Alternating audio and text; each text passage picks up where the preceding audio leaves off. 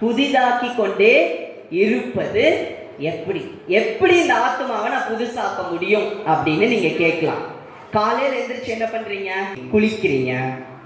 Night படுக்கும்போது தலை களைஞ்சிரும், காலையில சீவுறோம், வேற துணி நம்ம போட்டுக்கிறோம். எதற்காக பண்றோம்?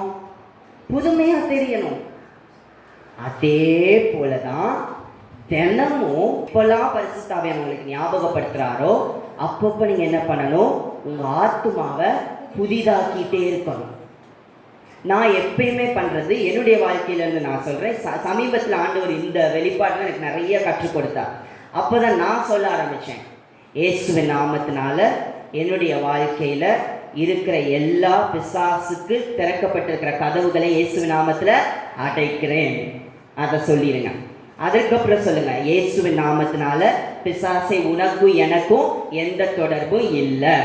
நான் கிறிஸ்துவோடு இணைக்கப்பட்டிருக்கிறேன், ஆவியானவரோடு இணைக்கப்பட்டிருக்கிறேன், நான் புதிதாக இருக்கிறேன். அவ்வளவுதான். வாய் திறந்து பேசுனீங்கன்னா போதும். யோசிக்க யோசிக்க யோசிக்க நீங்க என்னைக்குமே பிசாசை மேற்கொள்ள முடியாது. நீங்க என்னைக்கு வாயை திறந்து இயேசுவை போல பேச ஆரம்பிக்கிறீங்களோ, வேத வார்த்தையை எடுத்து பேச ஆரம்பிக்கிறீங்களோ, பிசாசு ஓடிடுமா. ஹல்லேலூயா. நீங்க கேட்கறத மற்றவங்களுக்கும் நீங்க போய் சொல்லணும். அதற்காக தான் ஆண்டவர் உங்களுக்கு சொல்லி கொடுக்கிறார். மற்றவங்களுக்கும் நீங்க போய் சொல்லணும். வாயை திறந்து என்ன பண்ணணும்? பேச ஆரம்பிக்கணும். அப்போ எப்படி இந்த ஆத்மாவை புதிதாக்குறதுன்னா, முதலாவது வேத வார்த்தை. வேத வார்த்தையை படிக்கும் பொழுதுதான் நமக்குள்ள விசுவாசம் வருது. வேத வார்த்தையை படிக்கும் பொழுது எப்படி விசுவாசம் வருது? இயேசு சுவாமி நிமிர முடியாத கூனி வந்தா, இயேசு சுவாமி தொட்ட உடனே அந்த நிமிர முடியாத கூனி நிமிர்ந்துட்டாங்க. இயேசு சுவாமி நடந்து போயிட்டு இருந்தார். அந்த கூட்டத்துல போகும் பொழுது ஒருத்தர் பல வருஷமாய் பெரும்பாடுள்ள ஒரு ஸ்திரீ வஸ்திரத்தின் ஓரத்தை தொட்ட பொழுது வல்லமை வந்துச்சு. அந்த ஸ்திரீ சரியாயிட்டாங்க. வாவ், இதுதான் ஆண்டவருடைய வல்லமை. இதை வாசிக்கும் பொழுது என்னாகும்? உங்களுக்குள்ள விசுவாசம் வந்துடும்.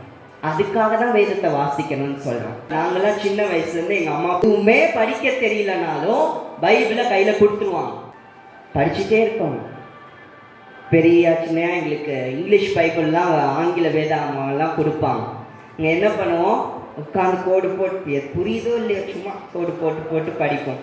ஒரு வசனத்தை எடுத்து பாட்டு பாடி எங்கள் அப்பா என்ன சொல்லுவாங்க, காலையில் ஒரு வசனத்தை எடுத்து அதை மனப்பாடமாக நிற்கிறதுக்காக அதை பாடலாம் சொல்லி கொடுப்பாங்க. அப்போ oh lord our lord how majestic is your name in all the எர்த்னு ஒரு ஆங்கில வசனம் இருக்குது, தமிழ் எனக்கு தெரியல. அப்போ அதுக்கு ஒரு ராகம் போட்டு கொடுத்தாங்க, இன்னும் மனதில் இருக்கு. Oh lord our lord how majestic is your name in all the earth. இதை காலையில் நாங்கள் படிச்சுட்டோன்னா அன்னைக்கு ஃபுல்லாக அந்த மனசில் அந்த வசனம் இருக்கும், பாடல் இருக்கும். பார்த்தீங்களா? இதுதான் புதிதாக்குறது வேத வார்த்தை. வேத வார்த்தையில் இருக்கிற நீர் பாய்ச்சான தோட்டத்தை போல வற்றாத நீரூற்றை போல இருப்பாய். வசனத்தை பற்றி வா, ஆண்டவர் என்ன நீர் பாய்ச்சான தோட்டத்தை போல வைக்கிறார், உன்னை அதிசயங்களை காண பண்ணுவேன். அப்பா, ஆண்டவர் என்ன அதிசயத்தை காண பண்ணுவார். அதுக்காக தான் வேத வார்த்தை. ஹல்லேலூயா. ரெண்டாவதா தேவனுடைய ஆவியானவர்.